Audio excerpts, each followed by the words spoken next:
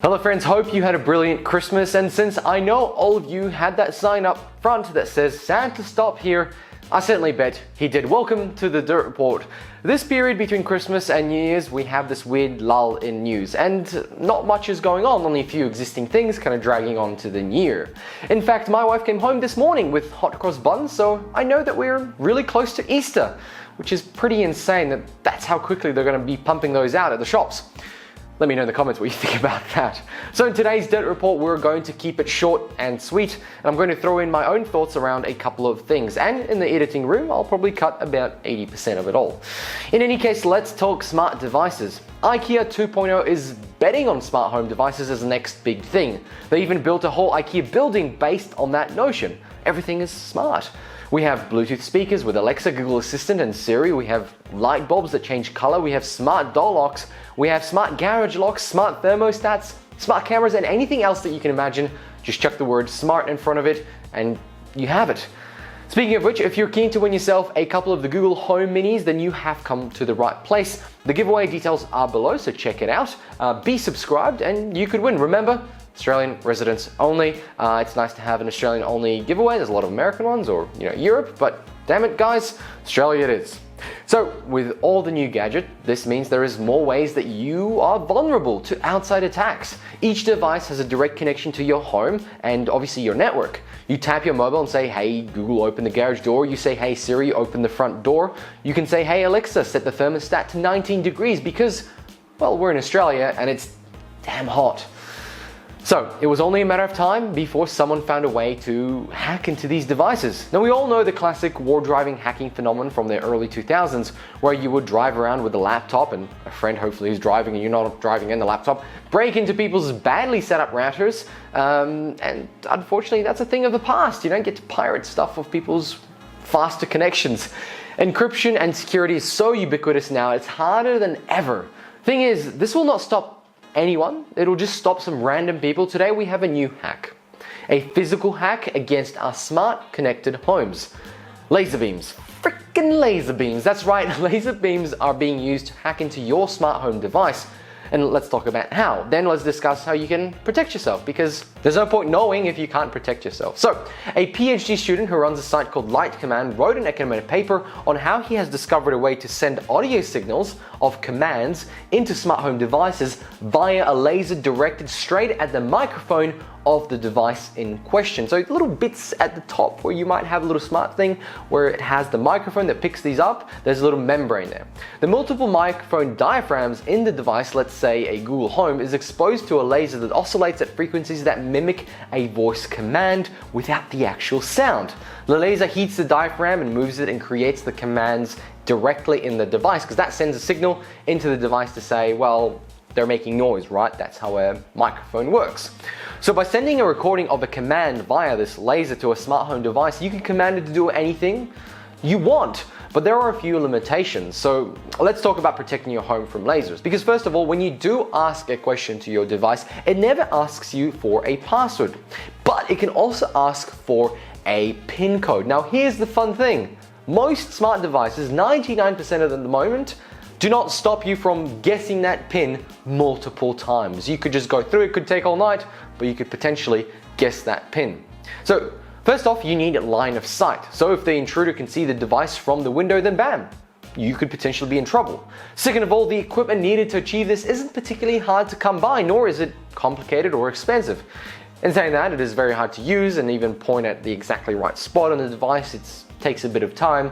So best to remove devices from windows and move it to a location hard to see from a window. That way you probably won't get any intruders. Now, also you can set passwords on your device, which will require a PIN, like I mentioned before. And things like opening doors and garages is probably the best way to protect yourself, because it'll take longer unless that intruder somehow knows your PIN, if it's easily guessable. So remember, hard numbers. Now, is this going to happen to anyone? Probably not. In my view, this is a proof of concept, can be easily solved by putting a bit of cloth or a metal grill covering the microphone on a device.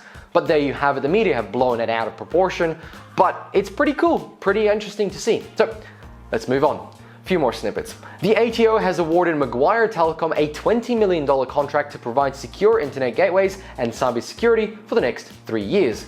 A gateway is a piece of networking hardware used in telecommunications for telecommunication networks that allows data to flow from one discrete network to another. Basically, a tunnel. Gateway tunnel, blah, blah, blah. Add to that is a bit of security and bam, you have an SIG, Secure Internet Gateway. You see, gateways are distinct from routers or switches and can operate at any of the 7 layers of the open system interconnection model, and its goal is the interoperability of diverse communication systems with standard communication protocols. Damn, I got it. I've done this too many times. This is one of the first contracts to go out since the ATOs, generally speaking, they do this every few years. You know, they shop around for a new deal in the IT space. So it's a good thing. Governments should do that, shop around. And obviously these guys were the best, or at least the cheapest. Short video today, folks. Last topic, let's talk piracy, and not in the plundering merchant boats out in the Pacific or the Atlantic. This is for those who sail the high seas of digital piracy. Now, it doesn't matter if you have pirated media content in the past. We don't care. Nobody should care. We all lived through the 2000s with Napster, LimeWire, and torrents, and it's still, you know, it was exciting. It was fun. Over the last decade, we have seen a rise in piracy, particularly in Australia, due to how late streaming services arrived, but also how late American shows are showing here. I have found that time a TV show is in Australia, the season has ended and it's usually already cancelled by then, meaning we get a nice discount on the rights to broadcast it, and we get channel 9, 10 or whatever advertising the big new American show, boom, boom, boom, boom, explosions, people, and then it's cancelled by the time you actually look it up. In fact, with the Game of Thrones seasons, they were the highest torrented TV show episodes of all time due to the spoilers. Well, due to the spoilers being a thing and social media, and because Foxtel used to be particularly expensive a few years ago. Then adding to it that HBO doesn't provide their streaming platform in Australia, many turned to downloads. Well, this month, the 2019 Consumer Survey on online copyright infringement shows that the number of Australians consuming pirated movies, television shows, music and video games is at its lowest level in 5 years. The survey had 2,463 responses from Australians aged over 12, recording their online usage across the categories of TV programs, movies, music, live sports, video games, ebooks, and PC software. Thanks to the rollout of the NBN, we have seen speeds that are good enough to stream legit content and also illegal content, because let's be real, that's not going away anytime soon anyway. But the number of respondents who reported consuming infringing online content halved. They went from 32% in 2018 to 16% in 2019. That's amazing. The Minister of Communication, Paul Fletcher, said, "As internet speeds increase and more Australians connect to the national broadband network, online entertainment is becoming a bigger part of people's lives. It is pleasing to see Australians increasingly turn to legitimately sourced content. It is widely accessible and reasonably priced, which supports the continual growth and success of our creative industries."